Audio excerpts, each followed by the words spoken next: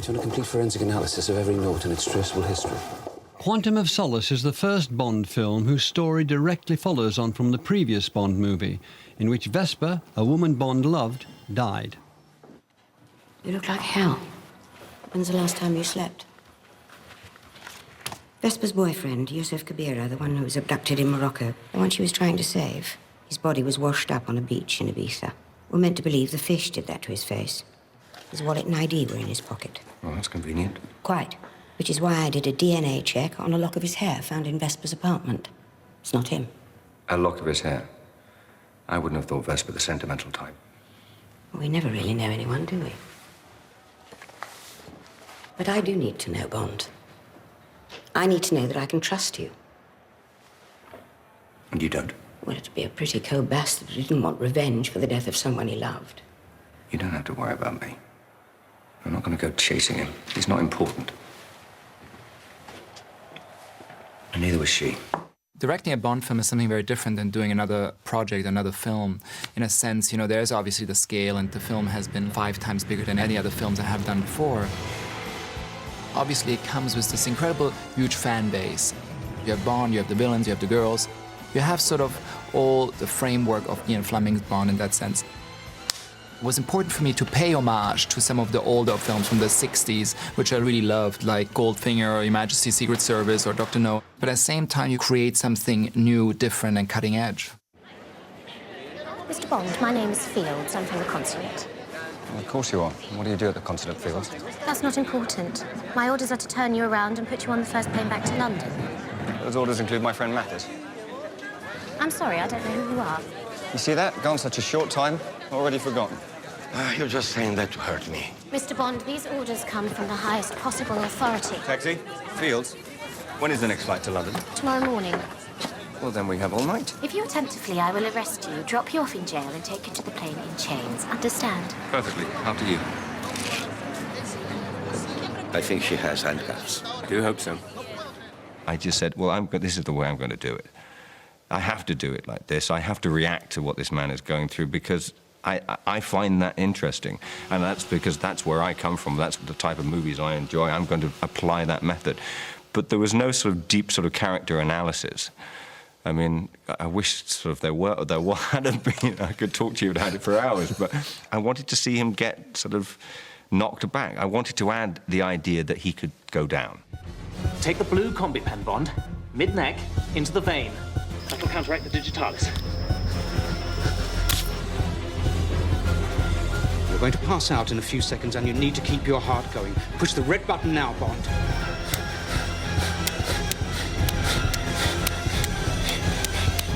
Bond, push the damn button! Do it now!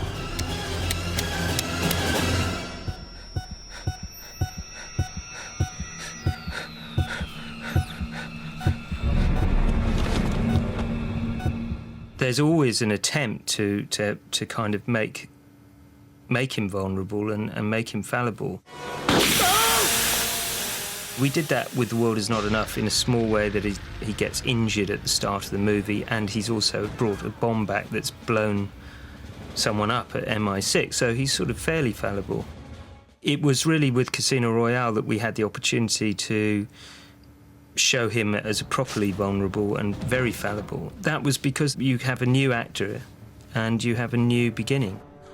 But also, I mean, the very beginning of the film that he's just running was just his sheer force.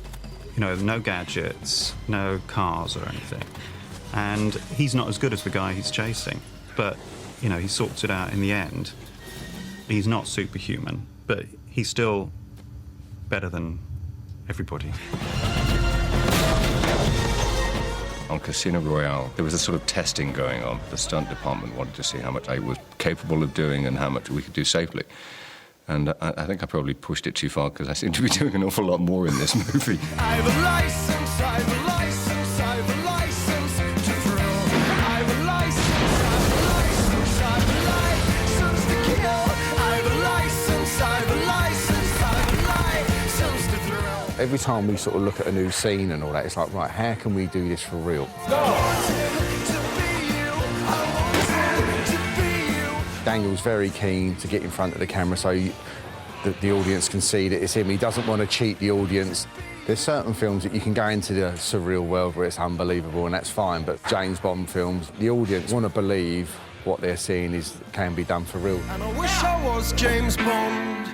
As long as Ian Fleming's kind of idea of it is basically there, it is something which lasts. He has to be real, but he has to be also a kind of fantasy person, that kind of, in a way, I don't mean this in a rude way, but that kind of comic strip quality about it has to be there. But at the same time, he's got to be a real person. Times have changed, and we expect different things now. How much oil did the Americans promise you? This isn't about oil. Well, that's good, because there isn't any. It's about trust. You said you weren't motivated by revenge. I'm motivated by my duty. No. I think you're so blinded by inconsolable rage that you don't care who you hurt. When you can't tell your friends from your enemies, it's time to go. We live in a time when people are a bit anxious about what's going on, and I think the Daniel Craig's interpretation, we found a Bond suited to our time. He's reinvented James Bond for this generation. He's extraordinarily versatile. He's very sexy, and he has that kind of animal magnetism.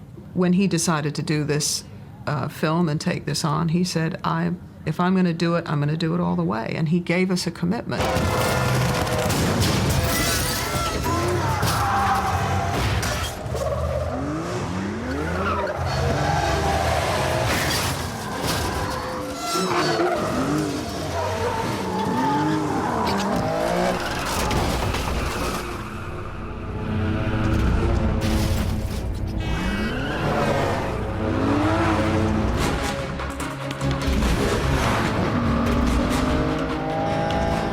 When you were named for the part, there was an extraordinary outburst from Bond fans on the internet and from some critics saying, no, no, no, and all sorts of things. Your hair was the wrong colour, yeah, and that must have hurt. I was knocked for six by it. Obviously, I was knocked for six by it, but it gave me a resolve. It gave me a resolve which was to do with, I just thought, well, that's as hard as it's going to be. If we get it right, that it's all going to be fine. So I need to concentrate on getting it right. I went through this sort of deep, dark sort of, literally for sort of 24 hours and just went, okay, how do I deal with this? And came out the other side, looked around me and just went, you know what? The only way forward is to create something very memorable, and if it doesn't work, I'll move on.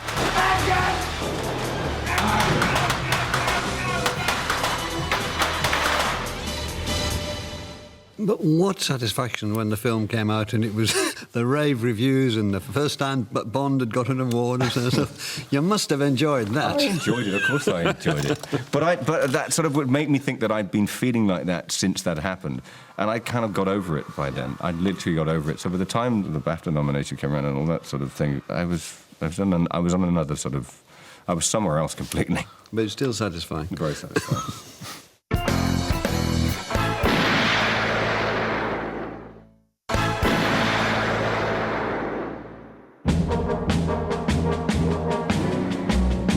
Ian Fleming set out to write what he called the spy story to end all spy stories. With the creation of British secret agent 007, he began a series of best-selling novels. Spying has always been regarded as a very romantic one-man job, so to speak, as one man against the whole police force or an army. The books have pace and plenty of action.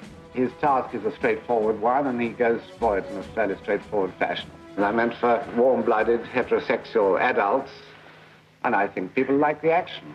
As you read the books, if you read them in order, you feel him sort of fall in love with James Bond, and then he starts to hate him. And then he kills him off, and then he brings him back again. And that in itself is the fascinating part about reading them. You can see him struggling with the character. And I enjoyed that about reading the books again. The success of Fleming's James Bond novels caught the attention of Hollywood producers Harry Saltzman and Cubby Broccoli. My father was attracted to this material because I think he felt that Bond was a sort of classic hero. And he and his partner Harry Saltzman knew from the very beginning that this was going to be a film series. I mean, they had total certainty in that. Okay, let's shoot it. Yeah, after the kids, let him have his main speech. I suppose you know that industrial secret